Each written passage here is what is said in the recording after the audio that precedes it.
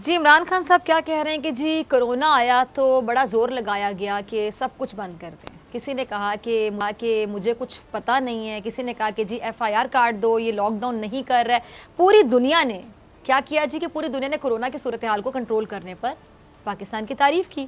मुझे कहा जा रहा था कि नरेंद्र मोदी कोरोना की वजह से जो भारत में लॉकडाउन कर रहे हैं, आप भी करें। लॉकडाउन की वजह से सप्लाई चेन मुतासिर हुई, इससे चीज़ों की कीमतें बढ़ गईं, घी, पेट्रोल, गैस की कीमतों में इजाफा हुआ। जितनी चीज़ें पाकिस्तान में थी, कोशिश की कि उनकी कीमतें ना बढ़ें। अच्छा, और प्राइम मिनिस्टर क्या कह रहे हैं कि घी, आटा, दालों पर 30% सब्सिडी दे रहे हैं। फैसला किया है कि जी मुस्तहिक खानदानों को कम कीमत पर आटा, घी और दालें फराहम करेंगे। गरीब खानदान एहसास राशन प्रोग्राम में खुद को रजिस्टर्ड करें। और वज़ीर आज़म क्या कहते हैं, ज़रा वो भी सुन लें। वो कहते हैं जी कि आधे से ज़्यादा पैसे जो माजी की हुकूमतों ने कर्ज लिए थे उनके सूद देने में चला जाता है और मुल्क सही रास्ते पे चल पड़ा। हमारी एक्सपोर्ट जो है वो कहते हैं बढ़ेगी और पाकिस्तान के तारीख में सबसे ज़्यादा स्कॉलरशिप्स हम दे रहे हैं। जैसे जैसे आमदनी बढ़ती चली जाएगी, मज़ीद पैसा बच्चों की तालीम पे लगाएंगे। अब तक पाकिस्तान में शॉर्ट टर्म प्लानिंग हुई, अब हम पहली बार लॉन्ग टर्म प्लानिंग कर रहे हैं।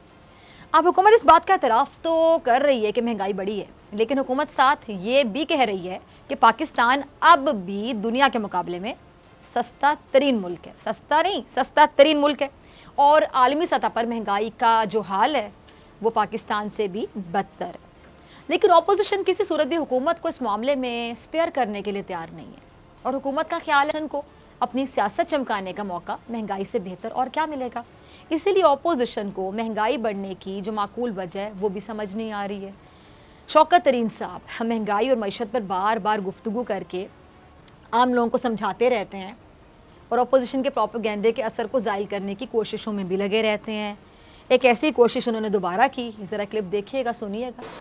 जी, सुना आपने शौकत तरीन साहब को। शौकत तरीन साहब उनकी जो माशी टीम है उस पर अपोजिशन तनकीद करती है और शौकत तरीन बहुत सब्र के साथ हर बात का जवाब देते हैं। लेकिन आज शायद कह लें कि उनका सब्र जवाब दे गया, इसीलिए वो अपने मुखालिफिन पर तंज कर रहे हैं और कह रहे हैं कि कुछ ड्राइंग रूम इकोनॉमिस्ट उठ कर आ जाते हैं, टीवी पर आकर बगैर सोचे समझे बोलना शुरू हो जाते हैं। हालांकि उनको माशी हक़ाइक़ का पता ही नहीं होता, ना उनकी कोई रिसर्च होती है।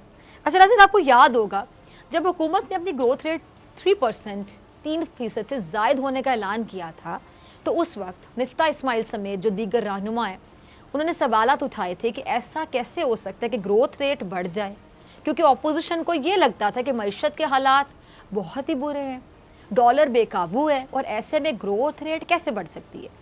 जबकि शौकत तरीन साहब ने उस वक्त भी टीवी पर आकर क्या कहा था कि हमारा जो ग्रोथ रेट है वो 3% से ऊपर चली गई है हमारी ग्रोथ रेट, और हमारी कोशिश है कि इस ग्रोथ रेट को 5% तक लेकर जाएं। अच्छा, गर्ज ये कि ग्रोथ रेट पर ऑपोजिशन और हुकूमत के दरमियान बड़ी बहस हुई और उसके बाद एकदम से इस पर बहस बंद हो गई और ना फिर कभी हुकूमत ने ग्रोथ रेट का जिक्र किया। लेकिन अब एक बार फिर से शौकत तरीन साहब ये खुशखबरी दे रहे हैं कि 2 साल पहले जो मुल्क की ग्रोथ रेट है वो नेगेटिव थी, लेकिन अब ग्रोथ रेट बढ़ना शुरू हो गई है और शौकत तरीन साहब के नज़दीक इस वक्त ग्रोथ रेट 5% से भी ज़्यादा है। अब नाज़रीन, जब भी हुकूमत ग्रोथ रेट बढ़ने की बात करती है तो उससे सवाल पूछा जाता है कि फिर महंगाई वहीं की वहीं क्यों खड़ी हुई है, महंगाई क्यों नहीं कम होती। तो फिर इसका जवाब शौकत तरीन साहब क्या दे रहे हैं कि महंगाई की वजह 4 से 5 इम्पोर्टेड अशिया हैं जिनकी वजह से महंगाई ज़्यादा दिखाई दे रही है।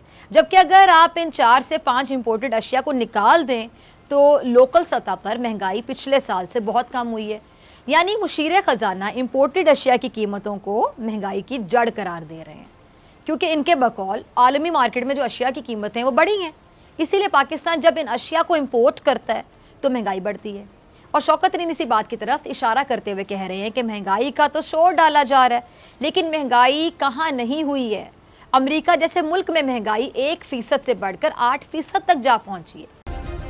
सब्सक्राइब करें और बेल दबाएं ताकि कोई खबर रह न जाए।